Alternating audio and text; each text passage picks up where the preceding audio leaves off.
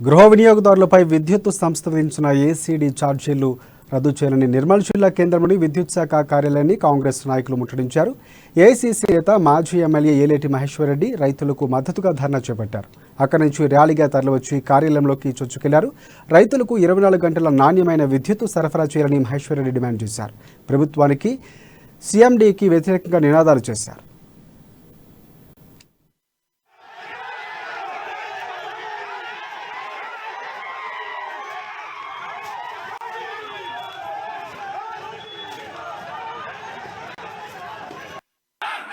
నువ్వు ఇచ్చినటువంటి డబ్బులు రుణమాఫీ కింద వడ్డీకే సరిపోతలేవని సంగతి తెలియజేస్తా ఉన్నాడు. నువ్వు ఇప్పటి వరకు గత 4 సంవత్సరాలలో నువ్వు ఇస్తానటువంటి రుణమాఫీ ఆ రోజు ఇచ్చుంటే ఈ రోజు ఉపయోగపడుతుండే. కానీ ఈ రోజు 4 సంవత్సరాల తర్వాత నువ్వు ఇవ్వాలనుకున్నది కేవలం వడ్డీకి కూడా సరిపోతలేదు.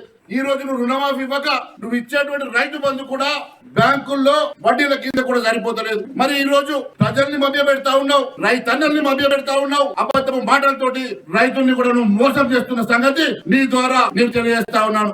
ఒక్కసారి ఆలోచన చేయండి. ఈ రోజు కరెంటు లేకుండా, గిట్టుబాటు ధర లేకుండా, సబ్సిడీలు లేకుండా, ఒక్క ఇంప్లిమెంట్ మీద కూడా సబ్సిడీ లేదు. గత ప్రభుత్వంలో డ్రిప్ ఇరిగేషన్ కావాలంటే, గత ప్రభుత్వంలో ట్రాక్టర్ కావాలంటే, గత ప్రభుత్వంలో ఏదన్నా ఇంప్లిమెంట్ కావాలంటే